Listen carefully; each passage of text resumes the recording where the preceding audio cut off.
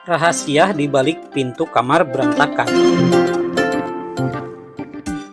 Pernah nggak sih ngerasa kamar berantakan kayaknya udah jadi bagian dari hidup? Tapi gimana kalau di balik tumpukan baju itu ada rahasia misterius yang bisa ngubah hidup kamu?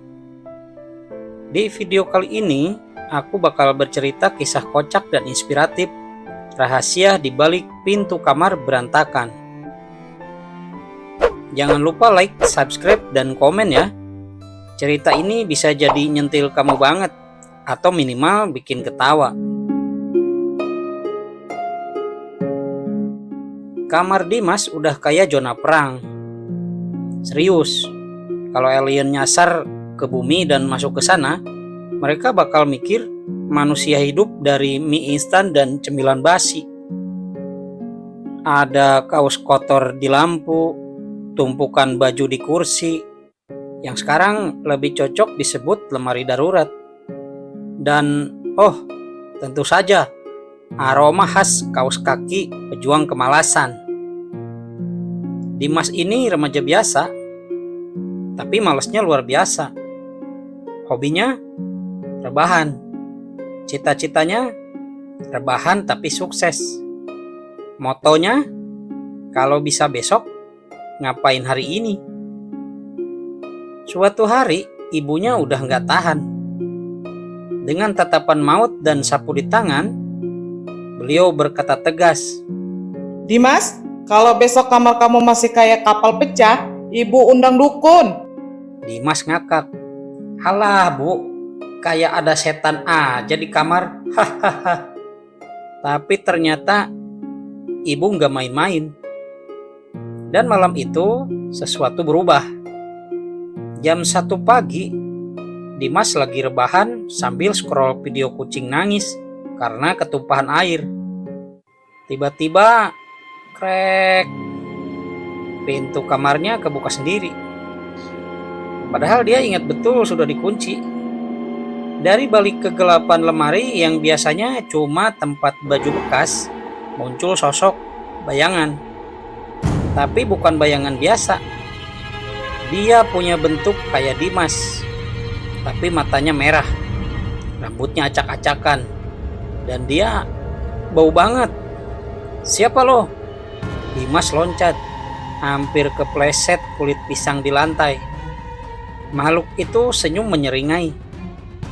Aku bernama Malasku, versi kamu yang udah menang. Hah? Aku hidup dari semua alasanmu buat nggak gerak. Nanti ajalah, bentar lagi. Nggak penting. Makin banyak kamu bilang gitu, makin kuatlah aku. Dimas melongo. Lo setan malas beneran? Bukan setan, aku manifestasi. Belajar dikit napa? Dimas mencoba bangun, tapi tiba-tiba badannya berat. Kakinya ketarik karpet kayak tersedot. Tangan Malasku nempel di bahunya. Udah rebahan aja, dunia tuh keras bro. Hidup tuh mending scroll video lucu sampai besok. Tiba-tiba dari bawah tumpukan buku pelajaran yang udah jadi alas kucing, muncul cahaya terang. Sosok kecil muncul, pakai baju olahraga lengkap, bawa peluit. Namaku Disiplinus, pahlawan kecil dari niat yang lo tunda-tunda. Malasku cengar-cengir. Ya, si bocil motivasi datang juga. Terjadilah pertarungan epik antara Malasku dan Disiplinus. Malasku melemparkan serangan. Kenyamanan bantal empuk. Disiplinus membalas dengan tendangan alarm pagi dan serangan checklist harian. Dimas cuma bisa melongo sambil nyemil keripik. Akhirnya Disiplinus memanggil senjata pamungkas. Kekuatan niat dari dalam hati. Cahaya terang menyinari kamar. Dimas refleks berdiri, ambil sapu, nyalain lagu dangdut remix, dan beberes. Malasku menjerit. Tidak, aku melemah. Aku perlu rebahan. Lalu dia menguap dan hilang masuk ke dalam kasur, entah ke dimensi mana. Pagi harinya, ibu tertegun lihat kamar Dimas yang kini lebih bersih dari toko IKEA. Dimas berdiri dengan wajah bangga. Kaos diselipin di celana dan sapu di tangan. "Ibu, aku sudah berdamai dengan kemalasan." Ibunya menangis haru. Bukan karena bangga, tapi karena akhirnya bisa lihat lantai kamarnya. Kemalasan itu kayak monster kecil yang tumbuh dari alasan-alasan kita sendiri.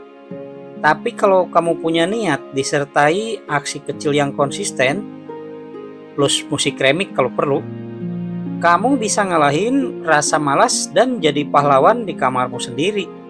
Dan hidupmu tentunya. Dan ingat, jangan biarkan bantal menentukan masa depanmu. Nah, demikian cerita hari ini. Kritik saran tulis aja di kolom komentar. Semoga bermanfaat. Sampai jumpa.